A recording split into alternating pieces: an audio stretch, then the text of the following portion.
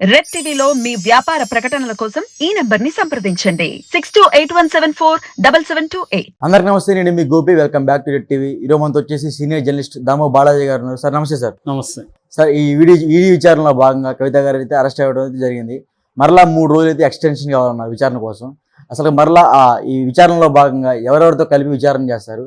ఒకవేళ విచారణ జరిగితే ఆమె అరెస్ట్ అవుతారా, రిలీజ్ అవుతారా? మీ మాటలు సార్. నేను ఆల్రెడీ మార్నింగ్ చెప్పినప్పుడు కూడా చెప్పాను, కవిత ఇప్పుడిప్పుడే రిలీజ్ అయ్యే అవకాశం లేదు, ఖచ్చితంగా ఎక్స్టెన్షన్ అడుగుతుంది ఈడీ అని. అదేవిధంగా ఎక్స్టెన్షన్ అడిగింది. బట్ కవిత కూడా గట్టిగానే కౌంటర్ చేసింది. కవిత తరపున అడ్వకేట్ రౌస్ అవెన్యూ కోర్టులో గట్టిగానే ఆర్గ్యూ చేశారు. ఎందుకంటే వీళ్ళు ఇంతకుముందు 1 year బ్యాక్ ఏం ప్రశ్నలు వేశారు అవే వేశారు, కొత్తగా వాళ్ళ దగ్గర ఏమి ఇన్ఫర్మేషన్ లేదు, వాళ్ళు ఏమీ ఇన్వెస్టిగేట్ చేసింది ఏం లేదు, దాంట్లో ఏమీ లేదు. ఇది ఓన్లీ పొలిటికలీ మోటివేటెడ్ కేసు మాత్రమే. కాబట్టి మళ్ళీ పాత విషయాల్ని మళ్ళీ అడగడానికి మళ్ళీ ఎక్స్టెన్షన్ అవసరం లేదు. పైగా కవితకు హై బీపీ ఉంది, దానికి సంబంధించిన మెడికల్ రికార్డ్స్ కూడా ఇవ్వట్లేదు. సో అట్లాగే మైనర్ కిడ్స్ ఉన్నారు. సో కాబట్టి ఈ కేసులో ఏ రకమైన ఆధారాలు లేవు కాబట్టి కవితను ఎక్స్టెండ్ చేయాల్సిన అవసరం లేదు, ఆమెకు బెయిల్ ఇవ్వమని రౌస్ అవెన్యూ కోర్టులో వాళ్ళు ఆర్గ్యూ చేస్తారు. యాక్చువల్గా అంతకుముందు సుప్రీంకోర్టులోనే బెయిల్ పిటిషన్ వేశారు. కానీ సుప్రీంకోర్టు ఏం చెప్పిందంటే ఇది మీరు ట్రయల్ కోర్టులో చూసుకోవాలి అని చెప్పింది. ట్రయల్ కోర్టు వచ్చి రౌస్ అవెన్యూ కోర్టు అనమాట. ఈ పిఎంఎల్ఏ చట్టం కింద వీళ్ళని విచారిస్తున్నారు. సో కానీ ఇక్కడ రౌస్ అవెన్యూ కోర్టు ఏం చేసిందంటే ఇన్వెస్టిగేటివ్ ఏజెన్సీ అయిన ఈడీ తరపునే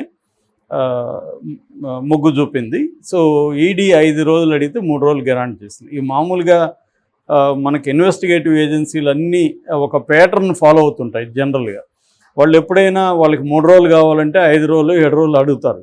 జడ్జి గారు కూడా మీరు అడిగిన దానికి నేను తగ్గిస్తున్నాను అన్నట్టుగా ఇస్తారు. ఇదంతా కూడా ఒక అన్రిటర్న్ బాండ్ ఉంటుంది కోర్టులకి ఇన్వెస్టిగేటివ్ ఏజెన్సీలకి కింది స్థాయిలో. సో ఎందుకంటే ముఖ్యంగా ప్రత్యేక కోర్టులు ఎప్పుడు కూడా ఇన్వెస్టిగేటివ్ ఏజెన్సీలతో కాన్ఫ్లిక్ట్లోకి వెళ్ళవు. వాళ్ళు చెప్పినట్టుగా మోస్ట్లీ చేసేస్తారు. కొద్దిగా మరీ యాజిటీజ్గా చేస్తే ఇబ్బంది అన్నట్టుగా మీకు 3 కావాలంటే 5 అడగండి, నేను 3 ఇస్తాను అన్నట్టుగా ఉంటుంది. ఇవన్నీ మాట్లాడుకుంటారని కాదు, అలా ఉంటుంది అన్రిటర్న్గా. సో అలాగే జరిగింది. సో ఇప్పుడు ఈ 3 రోజులు ఆమెను ఏం చేయబోతున్నారు ఎక్స్ట్రా? ఆల్రెడీ 7 రోజులు ఆమెను ప్రశ్నించారు. ఆమె ఏం చెప్తుందంటే పాత విషయాలను అడిగారు వీళ్ళు, కొత్తగా ఏం అడగలేదని చెప్తుంది. సో ఈ 3 రోజులు ఏం చేయొచ్చు? ఈ 3 రోజులు నేను మార్నింగ్ కూడా చెప్పాను. ఒకటి, మన కేజ్రీవాల్తో కూర్చోబెట్టుకొని కన్ఫ్రంటేషనల్ ఇంట్రాగేషన్ అంటారు అన్నమాట.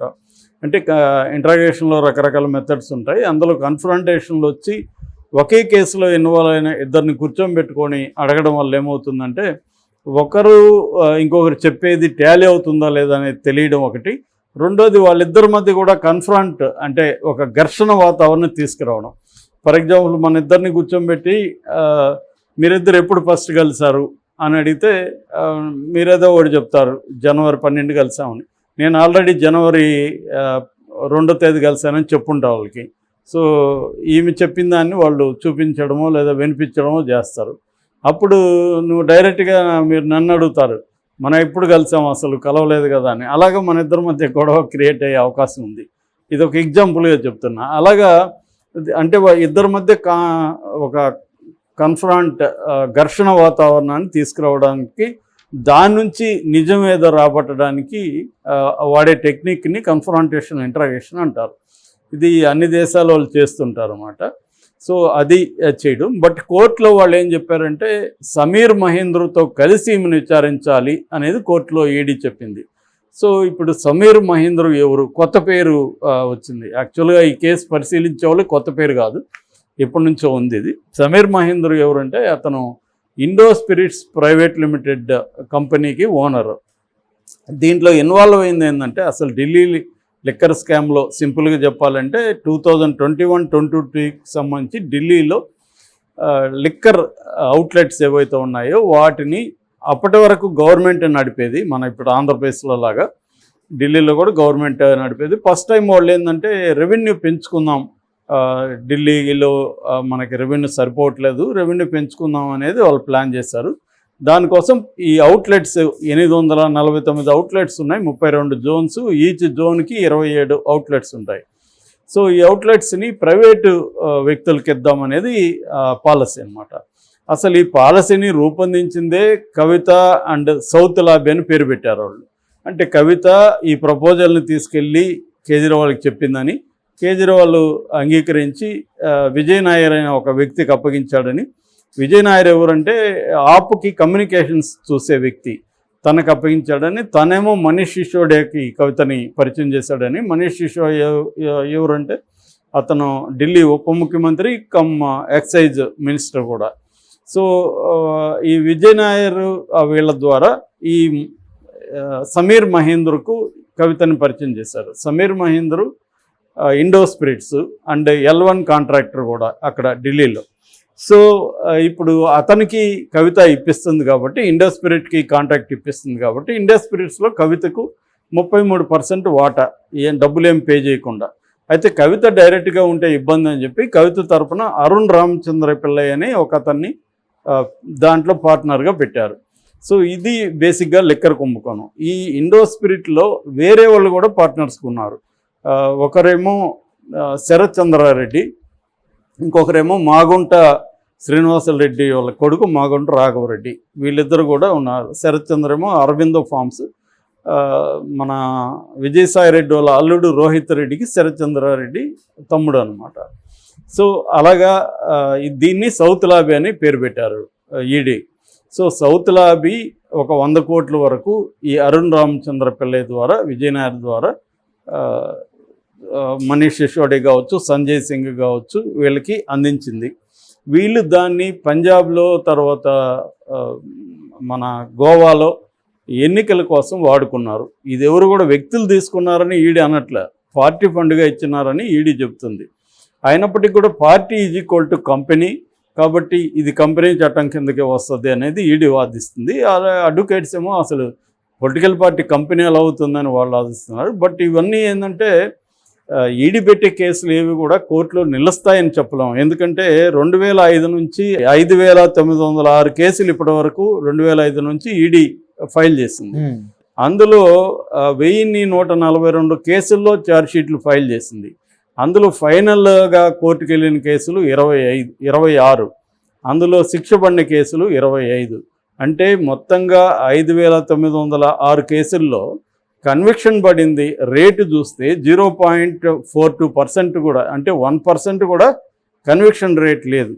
అంటే ప్రత్యర్థులు కానీ లేకపోతే కొంతవరకు media research, for example Indian express దీని మీద రీసెర్చ్ చేసినప్పుడు వాళ్ళు చెప్తున్నది ఏమంటే 85% కేసులు ప్రత్యర్థుల మీద, రాజకీయ ప్రత్యర్థుల మీద బీజేపీ పెట్టిస్తుంది. లేదంటే నిజంగా జరుగుంటే కన్విక్షన్ రేట్ పెరగాలి కదా. 0.42% కన్విక్షన్ రేట్ ఉందంటేనే అర్థం ఏంటి? ఆ కేసుల్లో ఏవి కూడా జరగలేదు కాబట్టి ప్రూవ్ చేయలేకపోయారు. సో ఇది కూడా అలాంటి కేసే అనేది వీళ్ళు చెప్తున్నది. అసలు దీంట్లో కవిత హస్తము లేదు, అసలు ఈ స్కామే జరగలేదు అనేది వాళ్ళు చెప్పేది. ఎందుకంటే ఇది బీజేపీ ఏం ప్లాన్ చేస్తుందంటే దేశవ్యాప్తంగా తమకు ప్రతిపక్షం అనేది లేకుండా చూసుకోవాలన్న ఒక లాంగ్ టర్మ్ ప్లాన్ బీజేపీకి ఉంది. అంటే 2029లో కూడా మోడీని అధికారంలోకి రావాలి ఒకటి, అదొక లక్ష్యం. రెండోది అబ్సల్యూట్ మెజారిటీ ఉండాలి. ఎందుకంటే బీజేపీకి లాంగ్ పెండింగ్ గోల్స్ కొన్ని ఉన్నాయి. కాన్స్టిట్యూషన్ చేంజ్ చేయడం, కాన్స్టిట్యూషన్లో ఫర్ ఎగ్జాంపుల్ దాని లౌకికవాదం అంటారు, లౌకికవాదం సెక్యులరిజం అనే పదాన్ని తీసేయడం, తర్వాత స్టేట్లకు ఉండే అధికారాలని కంప్లీట్గా తీసేసి యూనియన్కి మొత్తం పవర్స్ అంతా యూనియన్ చేతిలో ఉంటుంది. ఇంటర్న్ యూనియన్ అంటే కూడా ఇప్పుడు బీజేపీలో కూడా వేరే మినిస్టర్ ఎవరు కూడా మోడీకి వ్యతిరేకంగా మాట్లాడే పరిస్థితి లేదు. నిన్ననే నేను ఒక బుక్ చదువుతున్నాను, అనిల్ స్వరూప్ అని సీనియర్ ఐఏఎస్ ఆఫీసర్. ఆయన అనేక మంది సీఎంలతో ప్రైమ్ మినిస్టర్ ఆఫీస్లో పనిచేశాడు. ఆయన లేటెస్ట్గా రాసిన బుక్లో ఆయన ఏం చెప్తున్నాడంటే, మోడీ వచ్చిన 2.5 సంవత్సరం వరకు బ్యూరోక్రాట్స్ మాట వినేవాడు. అంటే ఎవరైనా కూడా తమ అభిప్రాయాలు చెప్పే అవకాశం ఉంటుంది. మోడీ ఏదన్నా ఒక ఫ్యాక్చువల్ మిస్టేక్ చెప్తే సార్ ఇది ఫ్యాక్చువల్ మిస్టేక్ అని చెప్పడం, లేదా వాళ్ళు భిన్నమైన వ్యూస్ని చెప్పే ఫ్రీడమ్ ఉండేది. 2.5 సంవత్సరం తర్వాత, అంటే ఈ మానిటైజేషన్ వచ్చిన తర్వాత, డిమానిటైజేషన్ వచ్చిన తర్వాత కంప్లీట్గా మారిపోయింది. ఎవరు కూడా భిన్నమైన అభిప్రాయాలు చెప్పడానికి వీలు లేకుండా అయిపోయింది. అందువల్ల మోడీనే సుప్రీం అయిపోయాడు అని ఆయన కూడా అంటున్నాడు. ఇలాగేందంటే ఫైనల్గా మోడీ ఒక ప్రెసిడెంట్ లాగా ఇండియాని ఏలాలి. మోడీ అండ్ బీజేపీకి ఉండే లాంగ్ టర్మ్ గోల్స్ని ఇంప్లిమెంట్ చేయాలి ఈ దేశంలో. దీనికి ప్రతిపక్షాలు ఎవరు ఉండకూడదు. సో కాంగ్రెస్ మెయిన్గా వాళ్ళ టార్గెట్. దాంతోపాటు కాంగ్రెస్ కోయిలేషన్లో ఎవరున్నా వాళ్ళని దెబ్బతీయడాలి.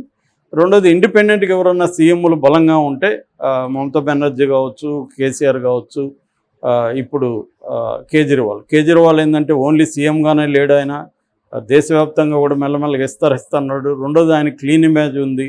సో వీటన్నిటిని దెబ్బతీయడం కోసమే ఈ స్కామ్ చేశారనేది వాళ్ళ ఆరోపణ. నాకు తెలిసి ఇది ఇప్పుడిప్పుడే తేలదు.